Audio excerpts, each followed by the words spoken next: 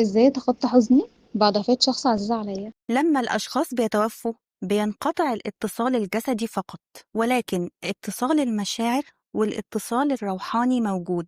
انت لسه فاكره ولسه جواك، ولسه ذكرياته بتدور في عقلك، لا ماتت ولا هتموت. ولو سيبنا نفسنا للحزن هينتهي بنا الحال لمصيرين.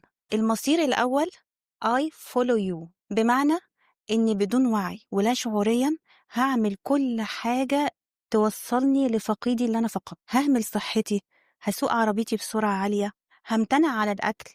المصير التاني إن كل حاجة كان بيعملها المتوفي هعملها بالنيابة عنه، هتقمص شخصيته، هتصرف نفس تصرفاته، وهشيل مسؤولياته اللي هي أصلا مش بتاعتي. فبدل ما تعيش إحساس الذنب والحزن، حاول تحول الإحساس ده لمعنى بيحركك، فتعمل حاجات تسعد فقيدك، زي مثلا صدقات، دعاء، السؤال عن أحبابه. صدقني هو محتاج منك ده، ولو موجود هيطلب منك إنك تعمله، وكمان هيطلب منك إنك تكون بخير وتخرج الحزن من قلبك.